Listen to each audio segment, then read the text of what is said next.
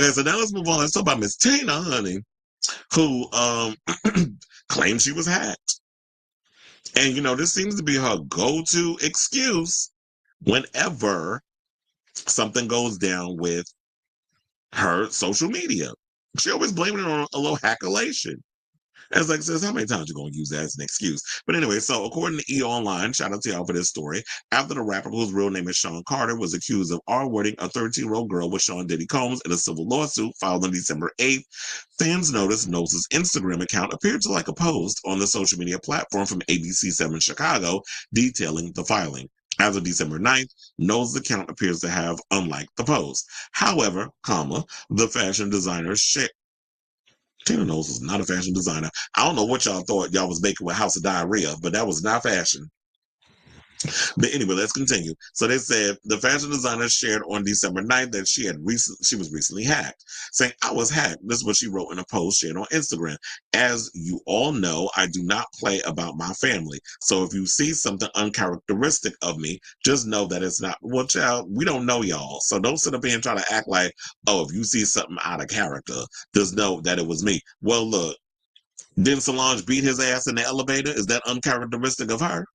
So don't sit up here and try to act like because y'all keep yourselves so private that one time when something happens that's, you know, a bunch of buffoonery and shenanigans, that all of a sudden we supposed to know the Carters and the Carter Knowles, and we supposed to know how y'all operate. No, ma'am, we don't know you. So I wouldn't put it past y'all. Like y'all all put on a united front. If Beyonce love him, I'ma just support it because she down in the she's in the what is it? Her head in the clouds. She ain't never gonna leave him. Allegedly, like she said she was. If he mess up during the Lemonade era and cheat on her again, she said she was gonna leave him. You gonna lose your wife. She said that.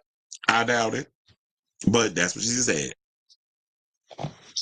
Because Virgos, they love being in a relationship. Not this one, but her. It's like, y'all get after a while, people get on my nerves. I need you out of my house. So Knowles 70 previously made headlines on her social media footprint in January. Well, look, at least she's on brand. She did it at the beginning of the year. She closing out the year with another hackalation. So they said that in January, her IG account liked a post criticizing Janet Jackson's concert ticket prices, which she later apologized for. And she said, "What I am guilty of is liking a post, going through when in a big hurry and I don't have time to really read and liking things because I trust that these are people that I follow." She said in a video message at the time, "That was a big mistake. I will never do that again." Well, apparently, looked like you did it a second time. So she said she liked it the first time, but she didn't realize what she was liking. She just saw something about Janet Jackson and just liked it. But you like something about Janet Jackson, people wasn't buying tickets to her show because she give y'all the same damn thing every show. You already know what you're going to get going to a Janet concert. The same routine, the same choreography, the same tie-looking outfits. And we live for Janet. But girl, zhuzh it up a little bit. Step outside your comfort zone. So now they say, as for Carter 55, who profusely denied the allegations brought forth by an anonymous Jane Doe, which were initially filed in October without naming the Empire State of Mind artist, in the new documents obtained by E! News, Doe's lawyer, Tony Busby, said that Carter and Combs R-worded his client at an after-party following the 2000 MTV VMAs in New York City, saying these allegations are so heinous in nature that I implore you to file a criminal complaint, not a civil one. This is what Carter said, addressing Busby in a statement to E! News. Whomever would commit such a crime against a minor should be locked away. Would you not agree? These alleged victims would deserve real justice if that were the case. So yeah, there's all that so far and so forth. Tina out here saying that she was hacked. I ain't buying it. But if you say that's what you was hacked, we'll go along with it. But I had to go down on a rabbit hole. So shout out to Miss Facto who had pulled up some of this stuff. So they was talking about that, that Jay-Z has a history of getting with young women. And they were sitting there like, because they said at one point he tried to get with Maya. She turned him down, and then they did a song or something on together, and he was like cold to her.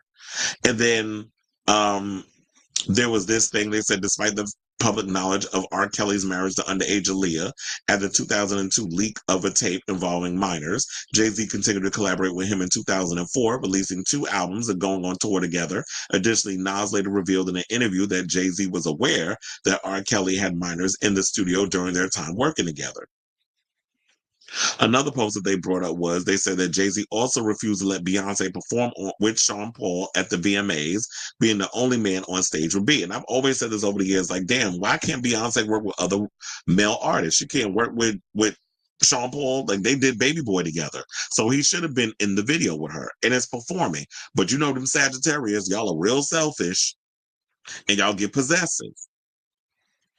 So that squashed the whole situation. And, you know, Beyonce being so wet behind the damn ears and just trying to get her career where she needed to go, she just went along to get along.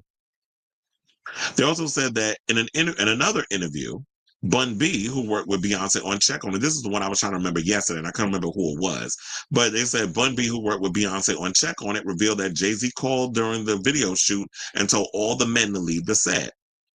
There was another story where it was like before marrying Jay-Z, Beyonce mentioned that he played a significant role in shaping her into the woman she is. However, relying too much on a partner can create unhealthy dependency, which can make it difficult to leave a toxic or unfaithful relationship. Now, there was another post that said before dating Beyonce, Jay-Z was reportedly involved with Aaliyah. Jay-Z was born in 1969, while Aaliyah was born in 1979.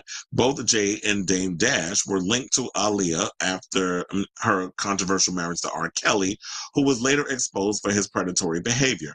Additionally, and I brought this stuff up yesterday, a rumor circulated about Jay-Z and Foxy Brown, who was only 15 when she began working with him, adding further controversy to his early relationships. And then there's the lyrics to one of his songs, which I remember what song it is, but they said that, what is that? Hove got a young girl, still not quite 21, so high strung, such a vibrant thing. I introduced myself, hi, Miss Thing. You're 19? No, you're lightning in a bottle. I give you a ring. Tomorrow, the scene that follows screams of horror. Classic Stephen King novel. Mama didn't think you should take someone. So advance in romance, you should just wait. Papa don't preach, Hove don't bite. Hove been through it. I might mold your life, cause I'ma show you right. Proper etiquette, how to hold your knife, keep it competitive with Oprah's ice, be like Janet, take control of your life. And so, yeah, they were saying that also in 2008 interview with 17 magazine was another one where Beyonce revealed that Jay-Z was her first serious relationship and that she had never lived with a man before him. She also mentioned that they began dating when she was 19 while he was 31.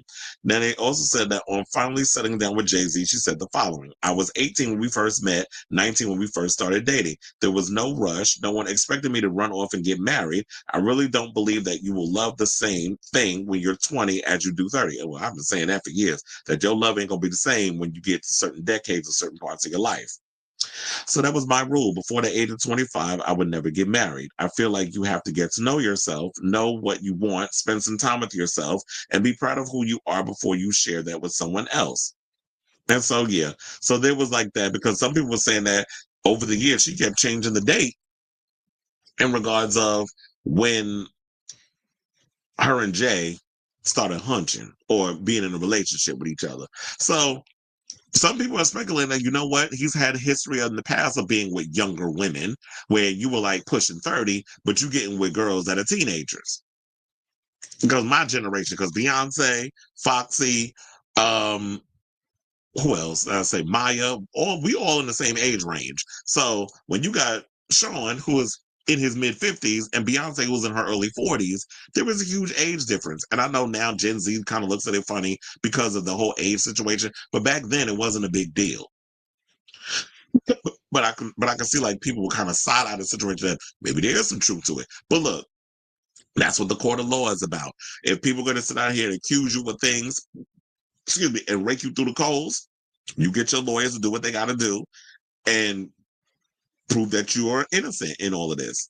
But I understand at the end of the day, it is hard to prove SA or any kind of abuse in that kind of way. So yeah, in regards to this whole Tina Knowles situation and the stuff about Jay, let me know in the comments down.